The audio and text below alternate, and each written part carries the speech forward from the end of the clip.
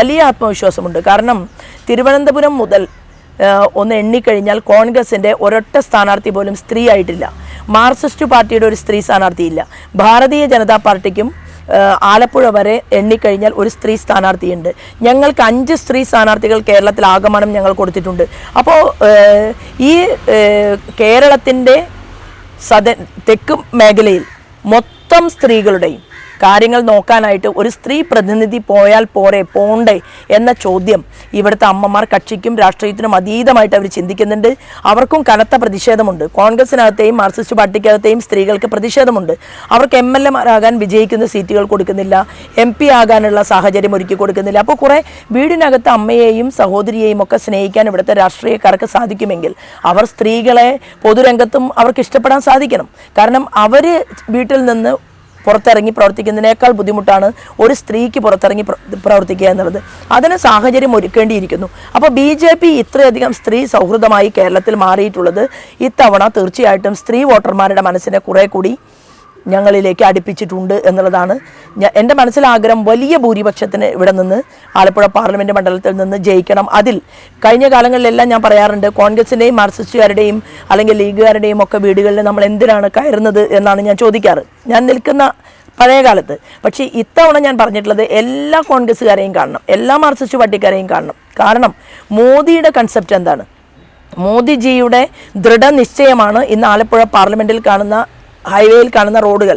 മോദിജിയുടെ സ്വപ്ന പദ്ധതിയാണ് ഇവിടുത്തെ എല്ലാ ഹോസ്പിറ്റലുകളെയും ഉയർത്താൻ തീരുമാനിച്ചതിൻ്റെ കൂട്ടത്തിൽ ആലപ്പുഴ വണ്ടാനം മെഡിക്കൽ കോളേജിനെ സൂപ്പർ സ്പെഷ്യാലിറ്റി ആക്കി ഉയർത്തിയത് മോദിജിയുടെ പദ്ധതിയാണ്. അമൃത നഗരം പദ്ധതി എല്ലായിടങ്ങളിലേക്കും കൊടുത്തതിൻ്റെ റിസൾട്ടാണ് ആലപ്പുഴ പാർലമെൻറ്റിലേക്ക്. അല്ലാതെ ആലപ്പുഴ പാർലമെൻറ്റ് മണ്ഡലത്തിൽ നിന്ന് ജയിച്ചു പോയ മുൻ MP എന്തെങ്കിലും ഒരു പ്രൊജക്റ്റ് കൊടുത്തിട്ട് ഒരു പദ്ധതി പോലും ആലപ്പുഴയിലേക്ക് കൊണ്ടുവരാൻ സാധിച്ചിട്ടില്ല. അപ്പോൾ ഇന്ന് ആലപ്പുഴ കാണുന്നത് മോദിജിയുടെ സമ്മാനം മാത്രമാണ്. എന്നാൽ സാർവത്രികമായ മേഖലയും അതുകൊണ്ടായില്ലല്ലോ. എല്ലാ മേഖലകളിലും ഓരോ പ്രദേശത്തും ആ പ്രദേശത്തിനനുസൃതമായിട്ടുള്ള മുന്നേറ്റം നമുക്കുണ്ടാകണം. വ്യവസായ മേഖലയിൽ ഉണർച്ചയുണ്ടാകണം, കാർഷിക മേഖലയിൽ ഉണ്ടാകണം, മത്സ്യപ്രവർത്തകർക്കിടയിൽ ഉണ്ടാകണം. എല്ലാം കൊണ്ട് പരിപൂർണ പരാജയത്തിലെത്തി നിൽക്കുന്ന ഒരു നാടിൻ്റെ ചുക്കാൻ പിടിക്കാൻ മോദിജിയുമായിട്ട് അടുത്ത ബന്ധമുള്ള ഞാൻ പോയാൽ മതി എന്നുള്ള ഒരാഗ്രഹം അത് വോട്ടർമാരിൽ തീർച്ചയായിട്ടും കക്ഷി രാഷ്ട്രീയത്തിന് അതീതമായി ഉണ്ടായതായിട്ടാണ് എനിക്ക് റിഫ്ലക്റ്റ് ചെയ്യുന്നത്.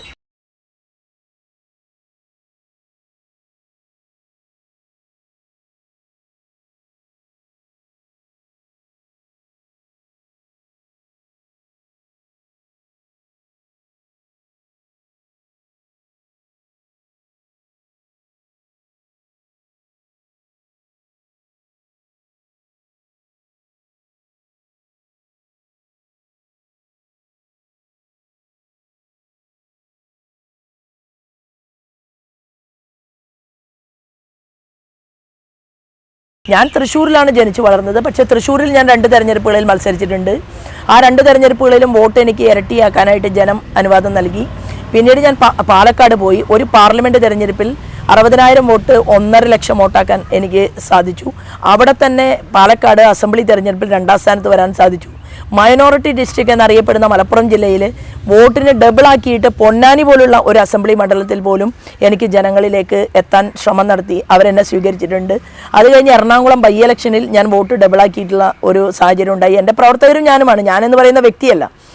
അതിനുശേഷം തിരുവനന്തപുരത്ത് അറിയപ്പെടുന്ന ഒരു നമ്മുടെ അനന്തപുരി എന്ന് പറഞ്ഞാൽ അവിടെയാണ് എപ്പോഴും തെരഞ്ഞെടുപ്പിൽ മാറ്റുരയ്ക്കുന്നത്, വളരെയധികം നിരീക്ഷിക്കുന്ന ഒരു സ്ഥലമാണ്. അവിടെ ആറ്റിങ്ങലിൽ മത്സരിച്ചു 90,000 വോട്ട് 2.5 ലക്ഷമാക്കാൻ നമുക്ക് സാധിച്ചു. ആലപ്പുഴ എനിക്ക് വേറിട്ട ഒരു സ്ഥലമല്ല. ആലപ്പുഴ എനിക്ക് ഏറെ കൂടുതൽ ഇഷ്ടമായിട്ടുണ്ട്. കാരണം കർഷകർ കൂടുതലുണ്ട്, ദുരിതം കൂടുതലുണ്ട്, ദുരന്തം കൂടുതലുണ്ട്. അവിടുത്തെ അമ്മമാരുടെ കണ്ണുനീരൊപ്പണം എന്നുള്ളത് എൻ്റെ കൂടി പ്രതിജ്ഞയാണ് എന്നുള്ളത് കൊണ്ട് എനിക്ക് ആറ്റിങ്ങലിൽ നിന്ന് ആലപ്പുഴയിലേക്കുള്ള ദൂരം വളരെ വലിയ ദൂരമായിട്ടൊന്നും തോന്നുന്നില്ല. മാത്രവുമല്ല, ഞാൻ കഴിഞ്ഞ 10-30 വർഷമായിട്ട് പൊതുപ്രവർത്തന രംഗത്ത് നിൽക്കുന്ന ആളാണ്. ആർക്കും എന്നെ ഒരു പരിചയപ്പെടുത്തി കൊടുക്കേണ്ട ആവശ്യമില്ല. ആ മൂവ്മെൻറ്റുകളെല്ലാം തന്നെ ഇത്തവണ അത് റിസൾട്ടായി മാറും എന്നുള്ള ശുഭപ്രതീക്ഷയിലാണ് ഞാൻ നിൽക്കുന്നത്. ആലപ്പുഴയിലെ കയർ മേഖല നിത്യമായിട്ടുള്ള ദുരിതത്തിലാണ്. അപ്പോൾ ഈ കേരം തിങ്ങും കേരള നാട് എന്ന് പറയുമ്പോൾ തന്നെ നാളികേരവും ചകിരിയും അതുപോലെ തന്നെ തേങ്ങയും ഒക്കെ നമ്മുടെ മനസ്സിലേക്ക് കടന്നു വരികയാണ്. അപ്പോൾ അതിൻ്റെ അസംസ്കൃത വസ്തു പോലും കിട്ടാനില്ലാതെ മാർക്സിസ്റ്റ് പാർട്ടിയുടെ നേതൃത്വത്തിൽ വലിയ സമരങ്ങൾ നടത്തി ബൂർഷകൾ ഇവിടെ വേണ്ട എന്ന് തീരുമാനമെടുത്ത് ഇവിടെ നിന്ന് പല ഫാക്ടറി മുതലാളിമാരും അവർ പൊള്ളാച്ചി പൊള്ളാച്ചിയിലേക്കും തമിഴ്നാടിൻ്റെ വിവിധ പ്രദേശങ്ങളിലേക്കും കുടിയേറി. അവരവിടെ നല്ല രീതിയിൽ ബിസിനസ് നടത്തിക്കൊണ്ടിരിക്കുന്നു. ലോകം ആഗോള താപനത്തെക്കുറിച്ച് ചർച്ച ചെയ്യുമ്പോൾ ആലപ്പുഴക്കാരുടെ ഭൂവസ്ത്രമായിട്ടുള്ള കയറിനെ കുറിച്ച് അവർ ചർച്ച ചെയ്യുന്നു. അതവർ തമിഴ്നാട്ടിൽ നിന്ന് കയറ്റുമതി ചെയ്ത് അയക്കുന്നു. എന്തുകൊണ്ട് നമുക്ക് കയർ ഫാക്ടറികൾ തുറന്ന് പ്രവർത്തിക്കാനുള്ള സംവിധാനം ആലപ്പുഴയിൽ ഒരുക്കിക്കൂടാ? അത് എൻ്റെ ഏറ്റവും വലിയ ആഗ്രഹമാണ്. അത് ഒരുക്കാൻ വേണ്ടിയിട്ടുള്ള പ്രയത്നം എൻ്റെ ഭാഗത്തു നിന്നുണ്ടാകും. അതിന് ചെറിയ MSME സ്കീമുകൾ ഉൾപ്പെടുത്തിക്കൊണ്ടുള്ള ഒരു വലിയ ശ്രമം ഞാൻ അതിനു വേണ്ടിയിട്ട് നടത്തും. കയർ ബോർഡിൻ്റെ ചെയർമാനുമായിട്ട് സഹകരിച്ചുകൊണ്ട് കേന്ദ്രമന്ത്രിയുമായിട്ട് കയർ ബോർഡ് ചെയർമാൻ ആവശ്യമായിട്ടുള്ള നിർദ്ദേശങ്ങൾ കൊടുപ്പിച്ചുകൊണ്ട് ആലപ്പുഴയിലെ കയർ മേഖല വളരെയധികം ത്വരിതഗതിയിൽ പുരോഗതിയുടെ പാതയിലേക്ക് എത്തിക്കാനുള്ള പദ്ധതികൾ, പ്രൊജക്റ്റുകൾ അതുമായിട്ടാണ് ഞാനിവിടെ നിൽക്കുന്നത്. ഇവിടുത്തെ അമ്മമാരോട് ഞാൻ പറഞ്ഞിട്ടുള്ളത്, വീടില്ലാത്ത ഒരുപാട് ആളുകൾ ആലപ്പുഴ പാർലമെൻറ്റ് മണ്ഡലത്തിലുണ്ട്. ഇവിടുത്തെ MP താല്പര്യമുണ്ടായിരുന്നുവെങ്കിൽ, മുൻപ് ജയിച്ചു പോയ ആൾ മന്ത്രിയായിരുന്നല്ലോ, എന്നിട്ടും ഒന്നും ആലപ്പുഴക്കാർക്ക് കിട്ടിയില്ലല്ലോ. അപ്പോൾ ഞാൻ അവരോട് പറയുന്നത്, എനിക്ക് 3 വർഷം നിങ്ങൾ സമയം തരിക. 3 വർഷത്തിനുള്ളിൽ ആലപ്പുഴ പാർലമെൻറ്റ് മണ്ഡലത്തിൽ വീടില്ലാത്ത ഒരാൾ പോലും ഉണ്ടായിരിക്കരുത് എന്നെനിക്ക് നിർബന്ധമുണ്ട്.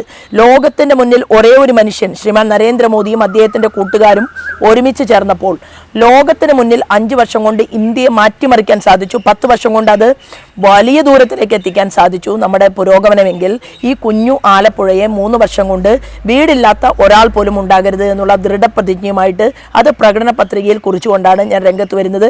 വീടില്ലാത്ത മുഴുവൻ പാവങ്ങളുടെയും ലിസ്റ്റുകൾ അത് ഞാൻ എടുക്കും. അവരുമായിട്ട് ഞാൻ ചർച്ച ചെയ്യും. ആ പദ്ധതി ഞാൻ ഇവിടെ നടപ്പിലാക്കും. കുടിവെള്ളമില്ലാത്ത ഗ്രാമങ്ങളിലേക്ക് കുടിവെള്ളം എത്തിക്കാൻ പ്രധാനമന്ത്രിയുടെ ജൽനൽ പദ്ധതി അത് കൊണ്ടുവരും. പ്രധാനമന്ത്രി ആവാസ് യോജന പദ്ധതിയിലൂടെ വീടുകൾ കൊടുക്കുക എന്നുള്ള ലക്ഷ്യം മുന്നിൽ വയ്ക്കും. എന്നാൽ അതിനപ്പുറത്തുള്ള മാർഗങ്ങളും ഞാൻ ഇതിനു വേണ്ടിയിട്ട് ആലോചിക്കുകയും തീരുമാനമെടുക്കുകയും ചെയ്യും. മറ്റൊന്ന്, പെൺകുട്ടികൾക്ക് 25,000 രൂപയുടെ സ്കോളർഷിപ്പ് കൊടുത്തുകൊണ്ട് ആ പെൺകുട്ടികളെ ഉന്നതിയിലേക്ക് എത്തിക്കാനുള്ള പരിശ്രമം അത് എൻ്റെ ഭാഗത്തു നിന്ന് ഉണ്ടാകും. സ്റ്റാർട്ടപ്പ് ഇന്ത്യയും സ്റ്റാൻഡപ്പ് ഇന്ത്യയും വരെ ഈ ആലപ്പുഴയുടെ വിവിധ പ്രദേശങ്ങളിൽ കൊണ്ടുവരാൻ ആവശ്യമായിട്ടുള്ള ആസൂത്രിതമായിട്ടുള്ള പദ്ധതികളും പ്രവർത്തനങ്ങളും ഉണ്ടാകും. ആലപ്പുഴയിലെ നെൽകർഷകരെ സംബന്ധിച്ച് അവർക്ക് ഏറ്റവും വലിയ വിഷയം മടവീഴ്ചയാണ്. ഈ മടവീഴ്ച തടയണമെങ്കിൽ ശാസ്ത്രീയമായിട്ടുള്ള സംവിധാനം വേണം. അതിനും കാർഷിക മേഖലയിലെ വിദഗ്ധരായിട്ടുള്ള സ്വാമിനാഥൻ കമ്മീഷൻ റിപ്പോർട്ട് ഉൾപ്പെടെയുള്ള കാര്യങ്ങൾ കൈകാര്യം ചെയ്തവർ അപ്പർ കുട്ടനാടിൻ്റെയും വിഷയം ചർച്ച ചെയ്ത്, അത് തൊട്ടപ്പുറത്തെ മണ്ഡലമാണ് ആവട്ടെ, പക്ഷേ ആലപ്പുഴ ജില്ലയ്ക്ക് ആകമാനമായിട്ടുള്ള പ്രവർത്തനങ്ങൾ ഇവിടെ മാവേലിക്കരയിൽ മത്സരിക്കുന്ന എൻ്റെ സുഹൃത്തും ഞാനും ചേർന്നുകൊണ്ട് ആലപ്പുഴ ജില്ലയ്ക്ക് ആകമാനമായിട്ടുള്ള പ്രൊജക്റ്റുകൾ തീർച്ചയായിട്ടും അത് കേന്ദ്രത്തിൻ്റെ ശ്രദ്ധയിൽപ്പെടുത്താൻ എനിക്ക് സാധിക്കും. അതിനെനിക്ക് കുറെ കൂടി എളുപ്പമുണ്ട്. കാരണം വേണുഗോപാൽ ജയിച്ചു പോയാൽ നരേന്ദ്രമോദിക്കെതിരെ അവിടെ ഇരുന്നു കൊണ്ട് ഗാന്ധി പ്രതിമയ്ക്ക് മുന്നിൽ സമരത്തിൻ്റെ ആഭാസം നടത്തുക എന്നുള്ളതല്ലാതെ ആലപ്പുഴയിലേക്ക് ഒരു വികസനവും ഉണ്ടാകാൻ പോകുന്നില്ല. ഇത് തന്നെയാണ് മുൻ MP ഭാഗത്തു നിന്നുമുള്ളത്. രണ്ടു കൂട്ടർക്കും വികസനം വരണം എന്നുള്ളതല്ല, മോദിയെ ഏതെങ്കിലും കാര്യത്തിൽ സൈഡ് ലൈൻ ചെയ്യാൻ പറ്റുമോ എന്നുള്ള സ്വപ്നമാണ്. അതെന്തായാലും നടക്കില്ലല്ലോ. കഴിഞ്ഞ തവണ ജനങ്ങൾ വോട്ട് ചെയ്തത് എന്ത് കരുതിയിട്ടാണ്? മോദിക്കെതിരായിട്ട് രാഹുൽ വരുമെന്നുള്ള പ്രചണ്ഡമായ പ്രചരണത്തിൽ വിശ്വസിച്ചു പോയ കേരളത്തിലെ ജനങ്ങൾ ഇത്തവണ അവർക്ക് വളരെ ബോധ്യം വന്നു. നരേന്ദ്രമോദി 400-ൽ പരം സീറ്റിന് വിജയിക്കാൻ പോകുന്നു, അദ്ദേഹം ഭരിക്കാൻ പോകുന്നു. അപ്പോൾ അദ്ദേഹത്തോടൊപ്പം ഇരിക്കാൻ, അദ്ദേഹത്തിന് പേരെടുത്ത് വിളിക്കാൻ അറിയുന്ന, എന്നാൽ സാധാരണക്കാരുടെ ദുരിതവും അനുഭവിച്ചിട്ടുള്ള, പട്ടിണിയിലൂടെ കഠിന പ്രയത്നം ചെയ്തുകൊണ്ട് പൊതുപ്രവർത്തന രംഗത്തേക്ക് കടന്നു വന്നിട്ടുള്ള, ക്യാബിനറ്റ് മിനിസ്റ്റേഴ്സുമായിട്ടും കൂട്ടുള്ള ശോഭാ സുരേന്ദ്രൻ പോയാൽ മതി എന്നുള്ള ഒരു ചിന്ത വോട്ടർമാരിലുണ്ട്. അത് തീർച്ചയായിട്ടും ഇന്ത്യയിലെ തന്നെ ഒരു മാതൃകാ MP ആയിട്ടായിരിക്കും ഞാൻ ഇത്തവണ ആലപ്പുഴ പാർലമെൻറ്റിൽ നിന്ന് ജയിച്ചാൽ പ്രവർത്തിക്കാൻ പോകുന്നത്. ഏറ്റവും വലിയ ക്യാബിനറ്റ് മിനിസ്റ്റർ പൊസിഷൻ അത് സ്ത്രീകൾക്ക് കൊടുത്തുകൊണ്ട് 1/2 ഡസനിലധികം വരുന്ന സ്ത്രീകൾ നരേന്ദ്രമോദി മന്ത്രിസഭയ്ക്കകത്ത് ഇരിക്കുന്ന ഒരു കാഴ്ചയാണ് ഇന്ന് ലോകത്തിന് കാണാൻ സാധിക്കുന്നത്. ബഹുദൂരമാണ് ഭാരതീയ ജനതാ പാർട്ടി നേതൃത്വം നൽകുന്ന NDA രാജ്യത്ത് മുന്നോട്ട് പോകുന്നത്. അതിലെനിക്ക് അഭിമാനമുണ്ട്. സ്ത്രീകൾ, പെൺകുട്ടികൾ കുറെ കൂടി പൊതുനിരത്തിലേക്ക്, മണ്ഡലത്തിലേക്ക് രാഷ്ട്രീയത്തിൻ്റെ ഭാഗമായിട്ട് കടന്നു വരണം. കാരണം അവർ അറിവും പ്രാപ്തിയുമുള്ള ആളുകളാണ്.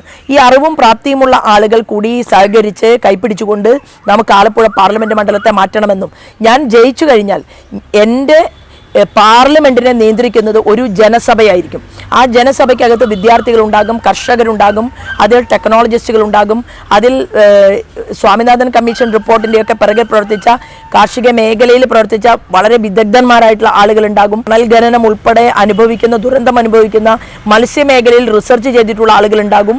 ഇങ്ങനെ ഒരു വിവിധങ്ങളായിട്ടുള്ള ആളുകളുടെ ഒരു സമുച്ചയമായിരിക്കും ഈ വിഷയത്തെ ഏറ്റെടുത്തുകൊണ്ട് ആലപ്പുഴയിൽ ശോഭാ സുരേന്ദ്രൻ എങ്ങനെയായിരിക്കണം ഓരോ ദിവസവും ജീവിക്കേണ്ടത് എന്തായിരിക്കണം MP പാർലമെന്റിൽ പറയേണ്ടത്? ഇത് ജനങ്ങളുടെ ഇൻട്രസ്റ്റ് ആയിരിക്കും. ശോഭാ സുരേന്ദ്രന്റെ താല്പര്യമായിരിക്കില്ല, എൻ്റെ പാർട്ടിയുടെ കൂടി താല്പര്യമായിരിക്കില്ല, പൊതുജനങ്ങളുടെ താല്പര്യമായിരിക്കുമെന്ന് പ്രഖ്യാപിച്ചുകൊണ്ടാണ് ഞാൻ ഈ തെരഞ്ഞെടുപ്പിന്റെ മുന്നിൽ നിൽക്കുന്നത്. ഇവിടുത്തെ ചെറുപ്പക്കാർക്ക് നല്ല ജോലി കൊടുക്കാൻ സാധിക്കാത്തതുകൊണ്ട് കേരളത്തെ സിംഗപ്പൂരിനേക്കാൾ മനോഹരമാക്കി മാറ്റാൻ ഇൻഫ്രാസ്ട്രക്ചർ ഡെവലപ്മെന്റ് കൊടുക്കണമെന്ന് ആവശ്യപ്പെട്ടുകൊണ്ട് 3 ലക്ഷം കോടി രൂപയുടെ പദ്ധതികൾ ഇന്ത്യൻ പ്രധാനമന്ത്രി ആവിഷ്കരിച്ചു കൊടുത്തിട്ടും 20 സുവർണ്ണ കോറിഡോറുകൾ പ്രഖ്യാപിച്ചിട്ടും അതൊന്നും നേടിയെടുക്കാനോ പണി നടത്താനോ സ്ഥലം ഏറ്റെടുക്കാനോ സാധിക്കാതെ വലിയ ഒരു മുഖം തിരിഞ്ഞ് നിൽപ്പാണ് ഇന്നത്തെ കേരളത്തിൻ്റെ മുഖ്യമന്ത്രിയുടെ ഭാഗത്തു നിന്ന് ഉണ്ടാകുന്നത്. കുട്ടികൾ ഇവിടെ നിന്ന് നഷ്ടപ്പെട്ടു പോകുന്നത് ഇവിടുത്തെ ഭരണകൂടത്തിന്, മുഖ്യമന്ത്രിക്ക് കഴിവുകേട് ഉള്ളതുകൊണ്ടാണ്. ഭരണപക്ഷത്തെയും പ്രതിപക്ഷത്തെയും MLA മാർ കേരള നിയമസഭയിൽ ഒരു പോരാട്ടം നടത്തുന്നതായി നമ്മളെ ബോധ്യപ്പെടുത്തുകയും എല്ലാ കാര്യങ്ങളിലും അവർ അണിയറയിൽ ഒന്നു ചേർന്ന് നിൽക്കുന്ന ഒരു സാഹചര്യമാണുള്ളത്. അതുകൊണ്ട് തന്നെയാണ് ഈ നാട് നന്നാവാത്തത്. ഇതിനെ മാറ്റിമറിക്കേണ്ട കാലമായി. പാർലമെന്റിൽ ഇവിടെ നിന്ന് ജയിച്ച് ഞങ്ങൾ കുറച്ചുപേർ ഡൽഹിയിലേക്ക് പോയി കഴിഞ്ഞാൽ അടുത്ത പണി തുടങ്ങുകയായി.